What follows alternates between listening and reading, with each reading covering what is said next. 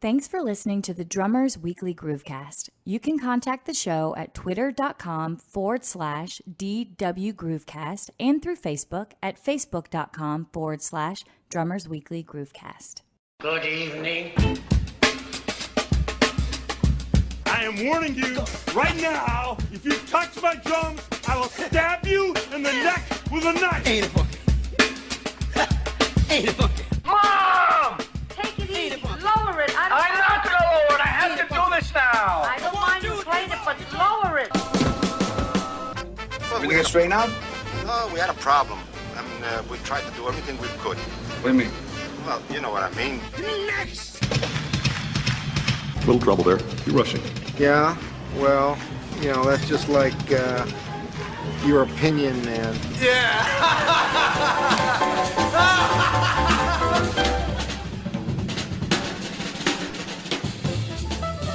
Hey guys, Phil here from the Groovecast, and this is the intro before the intro, or as they say on Jersey Shore, this is like the shirt before the shirt. Anyway, this is a special instructional / educational edition of the podcast, and we're going to do a series of these, but they're all not going to be weekly. They're going to skip a few weeks here and there, and we had planned on doing this. It's just we didn't really expect to do it this early. However, I'm going to lay the blame for that squarely at the feet of you, the listener. And it's because in response to our first couple episodes, the first few emails and the first few post responses on our Facebook page were in regard to, hey, why don't you guys do something regarding click tracks, playing with clicks, playing with sequences. And I thought, well, you know what? Strike while the iron is hot. I've been thinking about this for a long time. I've been developing some conceptual stuff regarding playing with click tracks. And so why not go ahead and share with you guys what I've been thinking? So anyway, we're going to go ahead and jump on into that topic in just a second. But next week, we'll be back to our regular show. It'll be Phil and John just sitting here hanging out, talking about this, that, and the other. And we'll also go ahead and try to answer some more of your questions at the end of the show. Thanks again for listening to us. We really do appreciate it. And now on with this week's special edition. Get out of my way, son. You're using my oxygen. You will not laugh. You will not cry. You will learn by the numbers. I will teach you. Congratulations, you found the beat.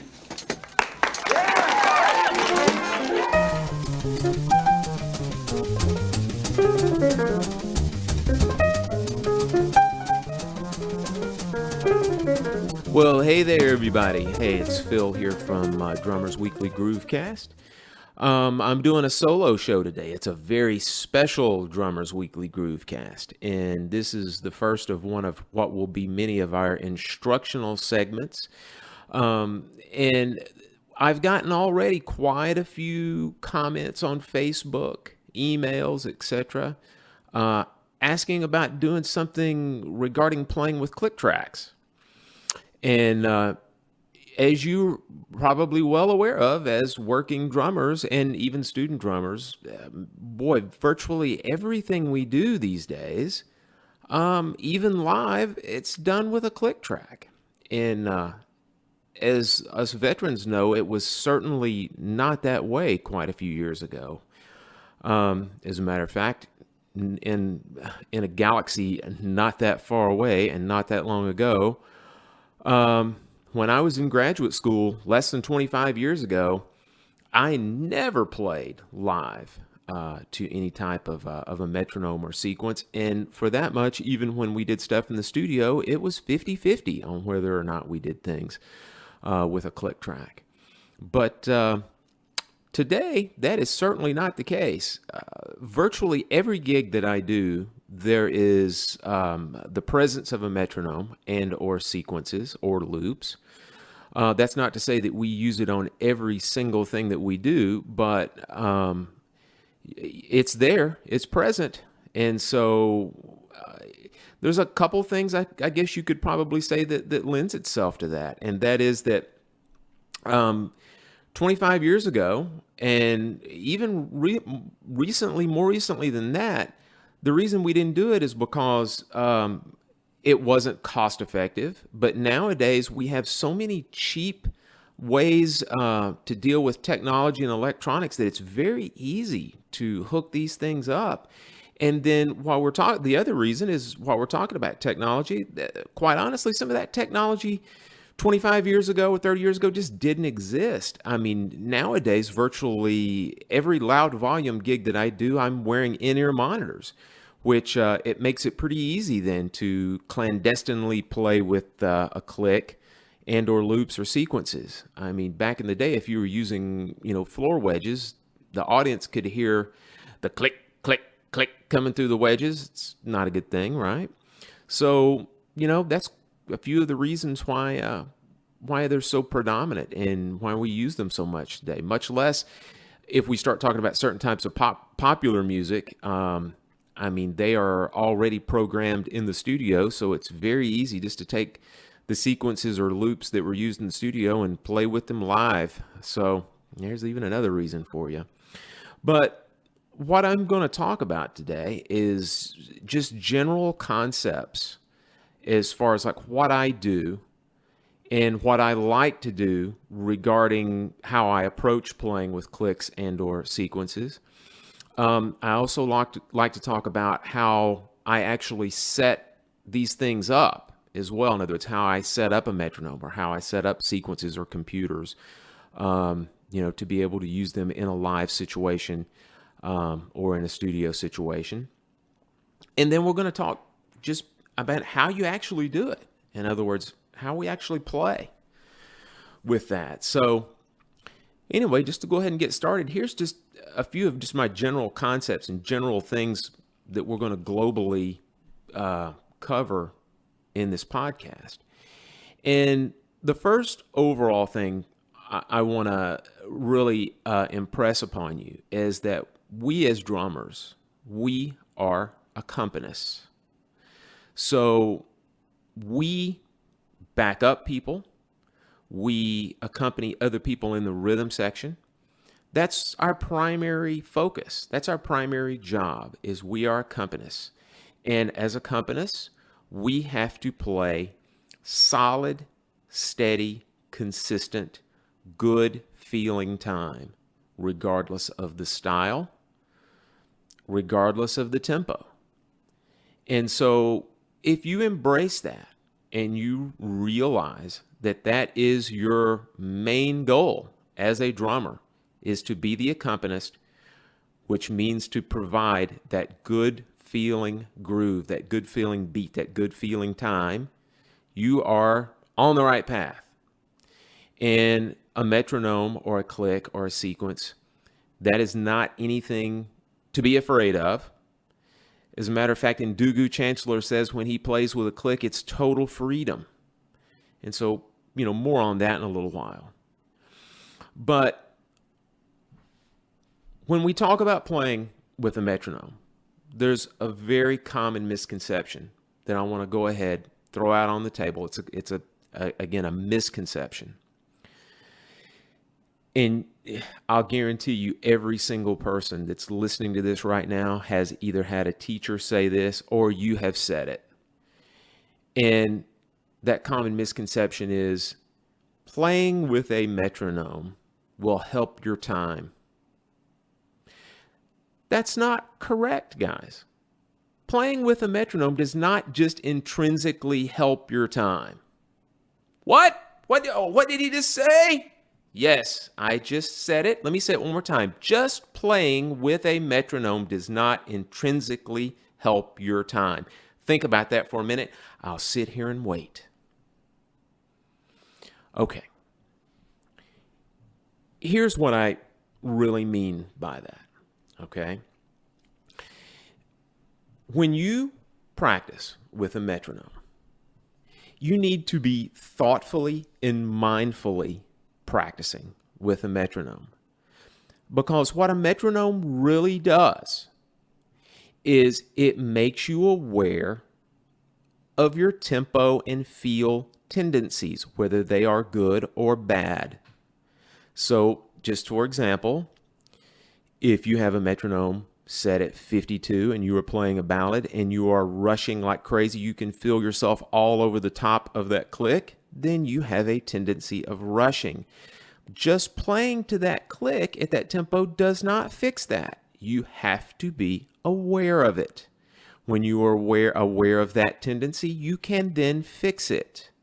Same thing, let's say you're playing an up-tempo song and it's at 220. If you are barely hanging on by the skin of your teeth, by the skin of your sticks, then you know you have a tendency to drag at 220 at that style, and therefore you correct it. Again, it's all about being mindful. It's all about being aware. So that type of deliberate practice when you're working on these tempos with a metronome, that's what's going to help you fix your time and help you fix your feel. So therefore, if you happen to be playing a gig or playing somewhere where you are not using a metronome, if you are playing that ballad at 55 BPM that someone calls out, you will know, hey, I've got to lay back a tad bit, or I'm going to steamroll this thing and rush the tempo like crazy. So I just want you to keep that in mind when we talk about this and when you're in your practice.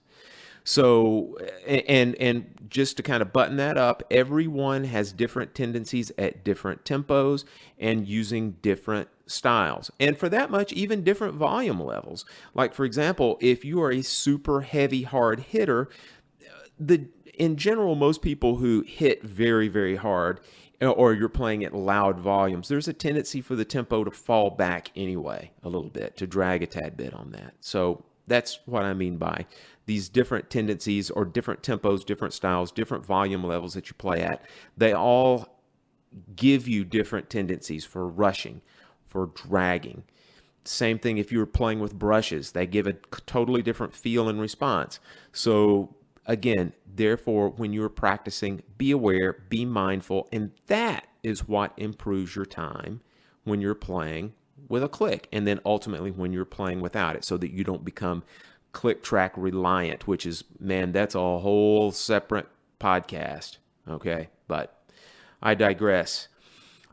Moving forward now that we kind of have just a general concept of what we're talking about when we're talking about playing with a metronome, I want to talk a little bit about setting up your click, what to listen for, so to speak, that type thing. And the first thing that I want to say is get comfortable and embrace using a quarter note programmed click track. Okay? Now, let me go ahead and say right now that there are a lot of sequences, a lot of tracks, a lot of different prepackaged things that are out there that you can find on almost on a whole lot of different websites. They come with click tracks that have eighth notes and sometimes 16th notes programmed for you to play with. I am not a fan of these overly subdivided click tracks, and I'm going to give you a whole pile of reasons here. First, and I think this is probably the most important thing, if you use an overly subdivided click track, to me, it makes you play target practice with the click. It really kind of puts you into a corner. It kind of boxes you in. It kind of pushes you into a corner to where, for example, if you're using an eighth note click at a fairly fast tempo, let's say at 110 or 116 or something like that, it almost forces your right hand, if you're playing eighth notes or 16th notes, to like play right on top of that. And that's not a good thing, guys. Having overly subdivided click tracks is not a good thing. You need to be phrasing in between those clicks using your own phrasing, whether it's eighth notes or 16th notes. In other words, you need to be the subdividing factor there. Every single one of us as humans has a different feel. We have a different lilt to the time that we play. And whether that's straight eighth notes, straight 16th notes, whether it's triplets in a shuffle or a triplet-based jazz swing ride pattern, all of our phrasings and our beats have a different phrasing and a feel to it. And in my opinion, using the overly subdivided click track, it severely hampers that. Again, like I said, the best way I can say it is it makes me feel like that you have to play target practice and land right on top of those clicks. And that is not the case. And I'm going to expound a little bit about that even on quarter notes here in a few minutes. So that's the first big thing, is I think it hems in your phrasing and forces you to play, again, target practice. The other thing is that if you use a quarter note click, it allows you to phrase other rhythms without having to basically play polyrhythmic phrases over top of more subdivided clicks. And the easiest example for me to tell you about would be just simple eighth note triplets. If you are playing, let's say, just a straight eighth note medium tempo song at, say, 96, if you play eighth note triplets over an eighth note click, you're going to be playing a sort of pseudo 3/2 polyrhythm where those notes are not exactly going to line up. You don't have that issue if you're playing with a quarter note click. In other words, the quarter note click is somewhat universal. There are very few things that are going to conflict with that. So that's just another reason why I like quarter note clicks. But again, I'm going to overstate this. Playing with overly subdivided clicks has a tendency to tear up your feel. Tore up from the floor up, right? So do the phrasing yourself. Don't be dependent on a machine to phrase it. Because remember, we're trying to play good feeling time here, not just metronomic time. We want consistent, good feeling time. Now, let me say this. Now that I've talked about quarter notes, and I feel like you should use quarter notes far and away the bulk of the time, I'll tell you a few times when I don't use quarter notes. If I have a super slow song, and that would be a song that's at 50 BPM, maybe 60 BPM or lower, I think it's okay to use eighth notes then. Sometimes it's just practically the beats are too far apart at, say, 50 BPM and you're using quarter notes. If I have the option, though, I will tell you this. Those eighth notes that I might program at 50 BPM, I will actually, if I have the capability of doing this, keep the eighth note volume a tad bit lower than the quarter notes that are going by on counts 1, 2, 3, and 4. Now, with that being said, let's talk about some super fast tempos. There are a few songs that I play in some of my regular groups that are up in the straight eighth note 220, 240 kind of tempos. And I'll actually use a half note click a lot of times with those, because at the faster tempos, quarter note clicks can box you in much like an eighth note click will box you in at, say, 100. So I think the half note clicks at those upper tempos are a wonderful thing, for the same reason, again, that the quarter note clicks are wonderful for the slower tempos. And then one last thing is, when I do my jazz gigs, those are pretty much the sole occasions where I do not use a click live. Worst case scenario on something like that is if I've got a metronome on my phone. Well, actually, I do have a metronome on my phone. If we need a tempo, if we want to get somewhere to the ballpark, I'll just dial up a tempo there and memorize it and get on with it, right? But in practice, I do use a metronome when I'm playing swing.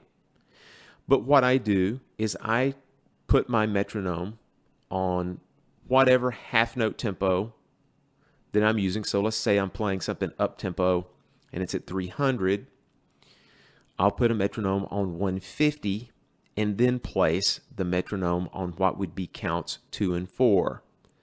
which would be, if we're playing super straight ahead, hi-hat is normally on 2 and 4. So we're saying that the click hits with the hi-hat on 2 and 4. So that's just another way that I practice. And I think it's actually a good feeling type of practice also to play when you're playing jazz repertoire. So there's just a couple of things I wanted to relate to you to let you know that I'm not 100% dogmatic on the quarter note click settings, because like I said, there are plenty of valid reasons to use a subdivided click at a super slow tempo, and good reasons also to use a half note click at a very fast tempo. So moving on, more about setting up your click. I'm not a tone Nazi on a metronome. There are some guys that I know that have to have a certain tone. And I mean, it is absolute heresy. It is offensive to not have the tone that they are comfortable with. The only thing that I really dislike, actually there's two things I dislike on tones. I'm not a huge fan of the old Uri click. It sounds like a little static pop for those of you who are not familiar with it. A lot of the older studio guys like it because that was such a common piece of gear back in the day for a click generating sound that's just what they came up with, and they're real comfortable with it. I don't particularly like it. I feel like, I don't know, for some reason I feel like I have to make that sound louder than I would like. And honestly, the thing is I don't generally set my click that loud to begin with. It's just there's something about that frequency that just doesn't sound appealing to me. And then part two of that, really quickly, about something that I don't like. I am not a huge fan of having a downbeat, like a downbeat separate kind of a chime or tone on count one. I'm just not. Now, I understand that there is a valid use for that, especially if you're doing a lot of like time signature changes and whatnot. I get that, and I'm okay with it that. But just general 4/4 style playing where time signatures don't change, not a fan of that downbeat. Don't necessarily need it, in my opinion. So again, find a tone that works for you. Most of the little computer-generated tones that come from all the common DAWs work fine for me. All of them are good. On like your popular metronomes that people like to carry around, like Dr. Beats and rhythm watches and groove stations and that kind of stuff, if there's a couple of tones available, I normally choose the less piercing one or the lower pitched one. And again, it's just my preference, but it's not, like I said, it's not a deal breaker to me one way or the other, but you might find you have a very strong preference one way or the other. So that's all I want to, there is one last thing I want to say about it, is be careful sometimes. There are certain generated tones that have different lengths. And what I mean by that is some of the clicks are a little wider in tone or wider in length or resonance. And then some are really short and super chopped off. So that kind of stuff can actually affect the way you hear time. Just as a matter of fact, just this last week, I was doing a gig where there was a sequence that played, and the click track had a very long, almost reverb affected style click that was on there. And it took a second to get used to that, to figure out how I was going to phrase my time around that. So that's just one last thing to be aware of when you're talking about click tones and click lengths. And then the last thing I want to talk about with your click track settings and just your click track setup is you need to place your metronome or your computer, if you are the folk that is in charge of running this monstrosity, somewhere that is close to you to be able to, of course, turn it on and off, to be able to go from one sequence to the next or one tempo to the next, it's very important that you have it in a place that is easy to access. Now, again, if you're not the person that's in charge of that, you can just skip ahead for a few minutes or whatever. But I feel like that the majority of the bands that are out there that are using sequences or clicks, it really feels like the drummer is in charge of that. There's been a few situations that I've played at where the keyboardist was in charge of it, but it seems like it's more than not the drummer. So here's what I like to do. I like to put my metronome and or computer or laptop on my left side, on my hi-hat side. I'm a right-handed drummer.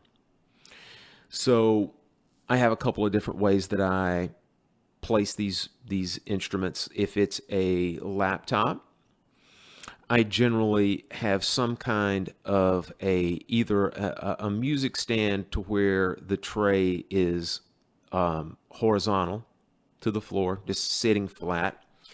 And I'll place my laptop on that, make all the connections that need be there from there. And then with my left hand, I can, start and stop on the space bar or the number keys or however your sequencer works. And also it's normally pretty easy to hit the arrow buttons or the arrow keys or again, however you go from sequence to sequence. So that's how I'll do it. And if I have just a metronome, what I'll do is I'll have some kind of a piece of hardware, like a mounting hardware. And I think virtually every company that makes a mountable metronome has a corresponding piece of hardware that you can buy that easily fits on cymbal stands, will fit on your hi-hat stand, on the large tubing of your hi-hat stand. And that's what I do. I actually attach mine to the bottom part, the large part of the tubing of the hi-hat stand. And that way with my left hand, I can very easily start and stop the metronome. I can very, very quickly change tempos, or if I have the set list programmed in, I can very quickly scroll through the set list and get to the correct tempo that I need. And by the way, while we're talking about that, let me go ahead and say this. As far as metronomes themselves go, I highly, highly suggest that if you're going to be making these tempo changes on the fly, like if you've got a schizophrenic band leader, even if it's yourself that's calling tunes and you're not sticking to a set list, if you've got kind of a dial or a wheel that's on the metronome that will allow you to scroll very quickly to go from tempo to tempo. In other words, you could be playing a ballad at 63 BPM and then all of a sudden you could scroll all the way up to like 160 within like a second. That's what I like. I think it's a lot easier to deal with than one of the old, say like Dr. Beats, where you would have to use like a button and hold a button down. So I like those that have that little wheel or dial. So just a suggestion for you on that. So that's pretty much it when it comes to setup. That's what I use, I should say. I know some guys like to use foot pedals that they can actually sit beside one of their pedals, whether it be a hi-hat pedal or a bass drum pedal. I don't like that. I normally use just my hands to do that. But that's just my suggestions for you as far as that goes. That's what I like to use. So now that we've kind of talked about what our general thought process and what our concept is about playing with clicks and playing with sequences and then setting up said click or sequence, I want to talk to you about now actually playing with the thing. In other words, going into practice. And what I mean by going into practice is not just practice room, but also in the studio or on gigs. So talk a little bit about that. Naturally, you've got to have it loud enough in your ears, and we're assuming that it's either in your monitors or headphones, that you can hear it when you're playing your loudest volume, and also you can hear it above the other musicians in the studio or in the band when they're playing live. So that's pretty obvious, but I've learned before in the past, don't be afraid to don't be afraid to overstress the obvious. Okay. Now, Next thing. In any style of music, one of the most important things you can be as a drummer is a great listener. And the majority of the time when you hear teachers or you hear other musicians talk about it, they are referring to listening to the other members in the band, which is vital. It's absolutely critical. I would say most people, most musicians, are guilty of not listening to the rest of the people in the band. So that is a very valid concern. Now, I'm going to fly in the face of convention here and tell you that one of the most important things to do when you're playing with a sequence or a click is also listening to yourself. And I want to stress that, and I want to explain that. You really have to listen to yourself. I had a hard time. I've been practicing with a click for decades, but really didn't become super serious about it until probably 15 or 20 years ago, when I could kind of see the handwriting on the wall that this was going to be something that I was going to be dealing with on a daily basis. One of the issues that I had when I first started doing this seriously was if I recorded myself, sometimes I would go back and listen to it and things just didn't sound exactly right. And this is a very common phenomenon. And I have students and friends that come to me and say that all the time. They're like, I had this one friend of mine that had done a session, and he gave me the MP3s, and he was like, man, listen to this. And I said, okay, great. I said, I'm really looking forward to it. And he goes, well, aside from listening to it just to hear what we're doing, he goes, I want you to listen to what I'm doing. And I said, sure, of course, once you're a drummer, you're always a critic of everyone else. So of course I'll be listening to you. And he said, well, we recorded this whole thing to a click, but it doesn't sound like I'm playing to a click. And I said, well, congratulations. That's actually a great thing, right? And he goes, well, no, I don't mean from it necessarily being a great feeling, great sounding thing. I feel like that there are some just issues with the time, even though we recorded with a click. And so I pretty much nodded my head and I said, yeah, I know exactly what you're talking about. And leading back to the initial point on listening to yourself, where this issue comes from, these little time anomalies, is there are many, many times that we're listening either too closely to the click itself, or we're listening too closely to the other musicians in the band, and we are not leading. We are either being led, or we are, again, playing target practice with a click. Okay? Again, I want you to think about that. I'm going to state that again. We're either being led by a click, or we are being distracted by the other players that are playing, or we're playing target practice with the click. Okay? We're not listening enough to ourselves, because regardless of a click, you have to be in time with yourself. Okay? Your beat, your groove, regardless of the style, regardless of the tempo, has to be in time with itself. That is crucial. That is critical. It's going to sound bad and feel even worse if you are not in time with yourself. And you have to listen to yourself as you play. The term that I like to use whenever I'm playing with a click and or sequence, I like to use the term averted listening. And what I mean by that is the click is there, the other musicians and or the sequence is there. But first and foremost, I am making sure that my house is in order, that my time and my feel is in order, that I am playing thoughtfully, musically, and I'm playing consistently, and it feels good. I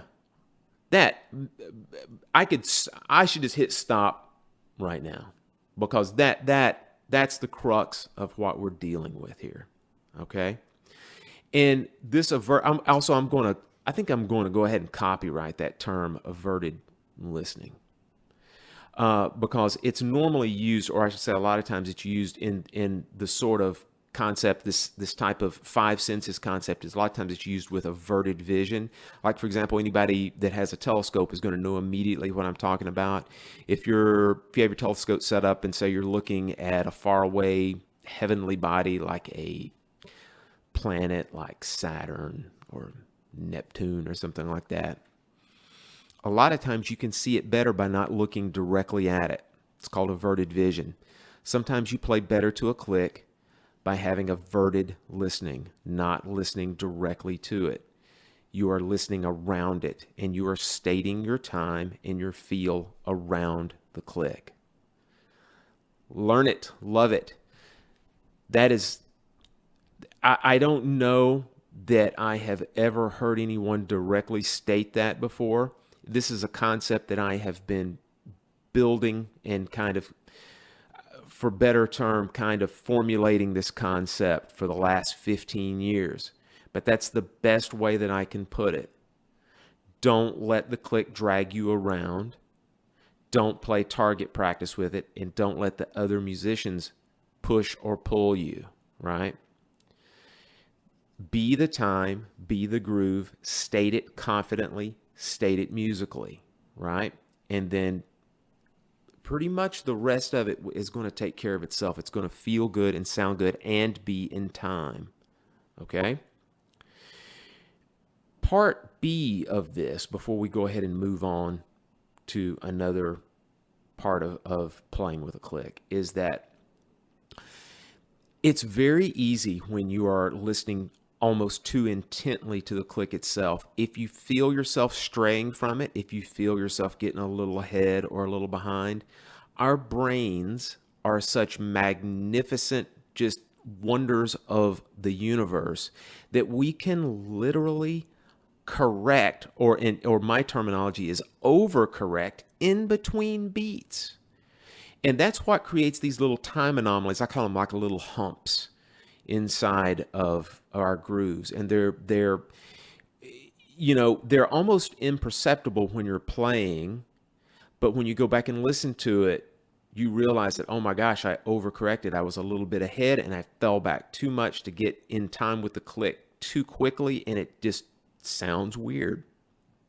Same thing if you're falling back a little bit on the click, all of a sudden you hit the gas pedal a little too hard and you've created, again, a little bit of an anomaly.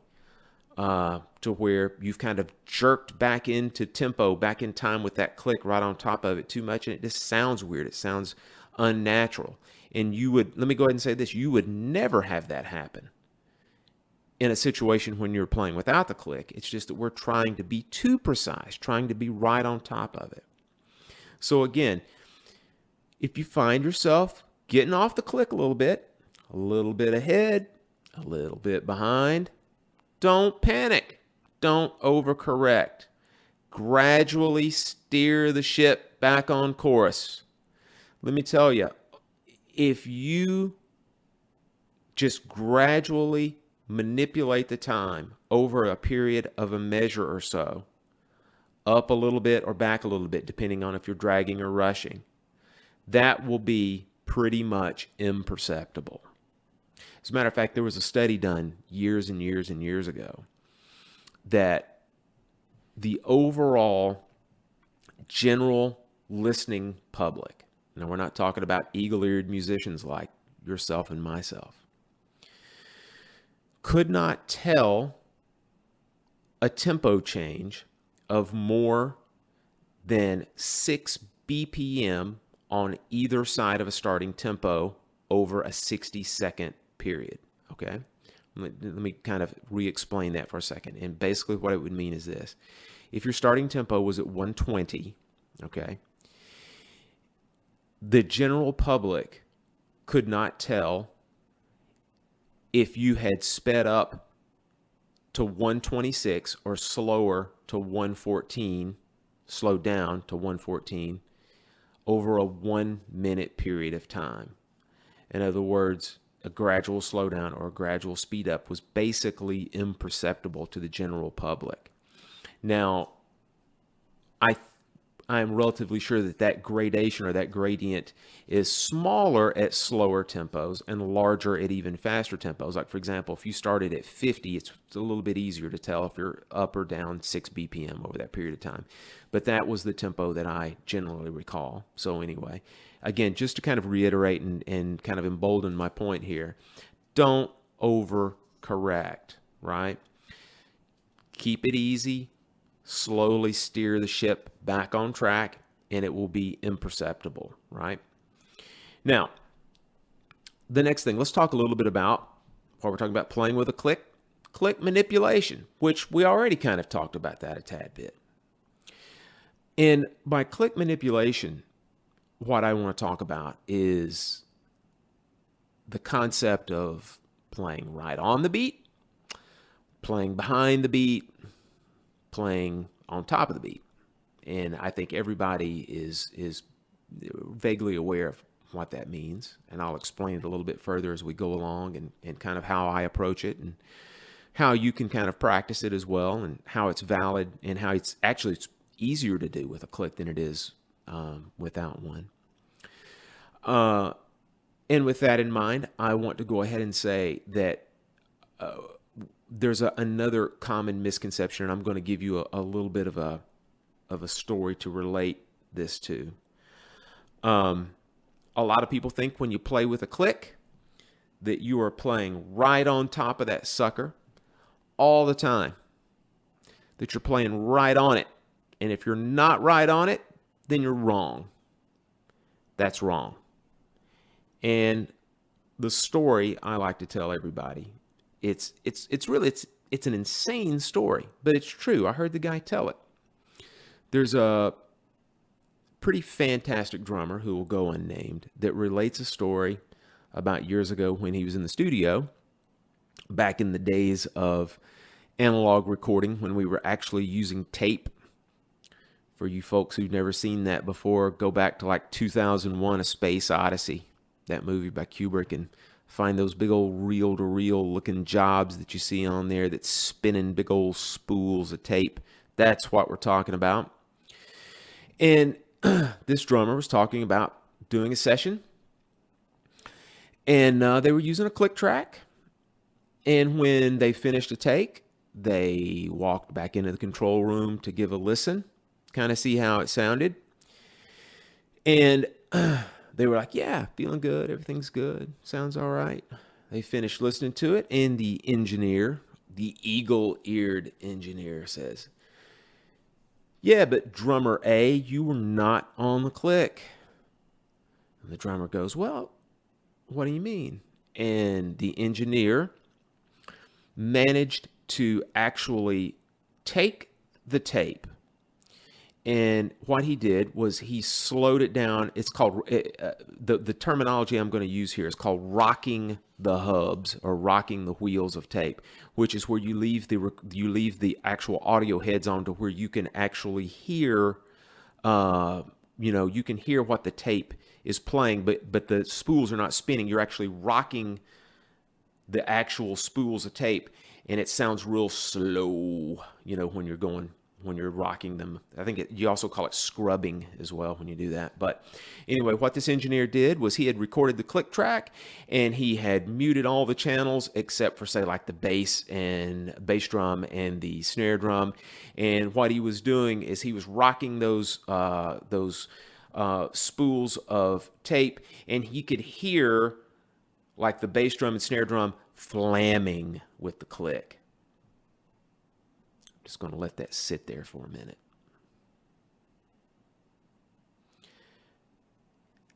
Absurd. It's ridiculous. I understand what this guy was trying to say, but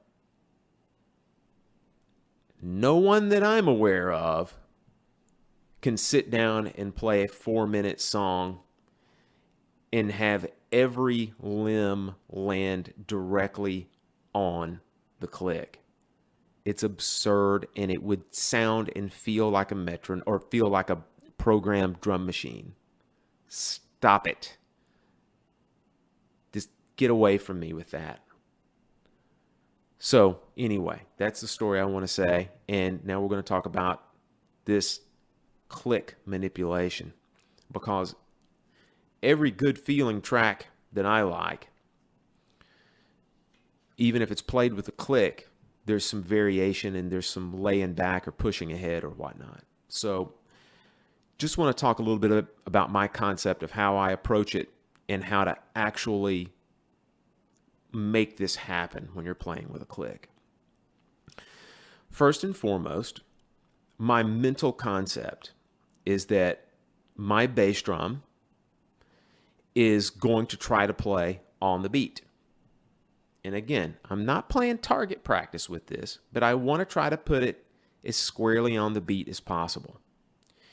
And then if I want to adjust my time feel as far as like playing ahead, behind, or right on the beat, I just try to make my snare drum land in the correct playing position, whether it be ahead or behind. So like, for example, all right, if I want to play a groove that's a little more laid back and behind the beat, my mental process is to try and place the bass drum on the beat. Again, not playing target practice, but conceptually, my mind thought is put the bass drum on the beat. And then I will lay my hands back a tad bit, make the snare drum a little behind the beat. That's what gives you that feel. If I want to play on top of the beat, I will try to make the hands get a little bit ahead of the click to create a little bit of excitement. Try to keep it as consistent as possible. The bass drum, again, I'm trying to, regardless of playing ahead or behind, I try to keep that bass drum conceptually on the beat, right on the click. All right? So that's it. And I'll tell you this. Here's another great thing for you to do. Here's a little bit of drumming anthropology for everybody here. And that's something that's, by the way, sorely missing in most of our practice is getting our heads out of books and getting our heads out of just individual, like these instructional lick-based videos and stuff. Let's do some conceptual practice. Let's do a little bit of drumming anthropology here. If you go and you dig around, you can find a whole host of these individual tracks. In other words, what they are is they're the raw stems from different recording sessions. And man, there's a whole pile of them out there from different artists. And you can go and you can find those. And a lot of times you can find the click track they recorded with. And when you listen to the click track with the drum track, you will see some pushing and pulling, whether it be playing ahead or playing behind the beat. But if you take that click track out, feels like $1,000,000. So if you are mindful and intentional with this and being musical with it, you are manipulating this click track to a point to where you are creating a human feel, a human groove that feels great, invites the rest of the band to play their best with you when you're doing that. So again, go out and do a little anthropological dig. Find some of that stuff that I'm talking about, and you'll get a good idea of where I'm coming from with that. Now, one last big topic I want to cover, and you'll have to be a little bit careful with this, because this is the kind of thing that's sometimes not incredibly well received by other musicians. Sometimes it is. Sometimes it's not. But here's how you can relate this concept to the rest of your band. In other words, in the studio with a full rhythm section, and definitely playing live with a full band. And this is with a click. We're gonna leave a sequence out of this for a second, because a sequence can sometimes have a feel to it. Clicks don't have a feel. Clicks just beat out generic time, okay, as a reference. So we're talking about a click here. When you're playing in a band, when you're playing in a rhythm section, all rhythm sections sound their best when they're playing together. In other words, when they are phrasing their time together. And in virtually all straight eighth note based situations where you're using a click, the drummer is the one that primarily states that time, states that straight eighth note time. We are the regulator of that. And the rest of the band, if they play to our time and impose their good time feel with us, with our drummer, with us, I should say, then most of the time you're going to have a good feeling, good sounding rhythm section, because the drummer's being used as the governor, the time, right? In other words, we're playing to the drummer's time. And the great rhythm sections that we all know and love, you can insert rhythm section A here, whichever one you like that you think of that grooves really hard. That's how they do it. That's how they do it. So, I'm going to tell you how they don't do it. Or I should tell you how not to do it. When you're playing with a click with a live band, whether it's in the studio or on the stage, the drummer should have the loudest click. And that click is the drummer's reference. Everyone else in the band, whether it be vocalist, guitar, bass, keys, horns, whatever, have the click set low enough to where you can hear the drummer as the primary timekeeper. You relate to these other musicians to listen to you first, not the click. The click should only be loud enough in their monitors to where when the drums drop out, if they have a broken down part of the song, to where then they can hear the click to keep time. They should be playing to your time as a drummer, not the click.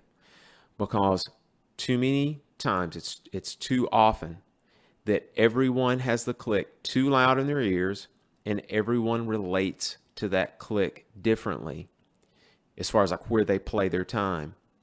And if the drummer is playing a different time to the metronome that the bass player is, and the keyboard's playing a different time to the click than the drummer and the bass player is, and then the guitar player or players are playing to a different time with the click than the drummer and the keyboard and the bassist. And then the percussionist is doing that. And the singers, you see what you've got, a big mish-mash of mush. So, very, very delicately, tell your current bandmates to humor you, if nothing else.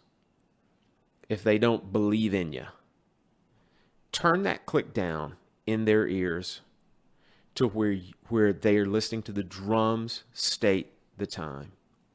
And again, only have it loud enough in their ears to where they can hear it if there's a broken down part that they're exposed and they have to play with and there's no drums or no other rhythm section going with it.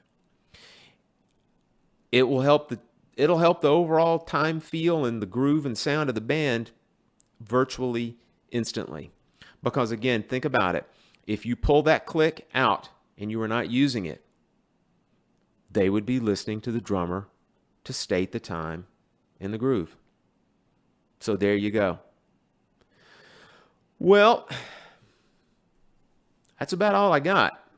Not that you necessarily need any more than that, right? But I had a lot of comments, a lot of folks interested in this topic. And it's something that I feel very passionately about. And it's something that I feel like everyone needs to be familiar with. Everybody needs to be super comfortable with.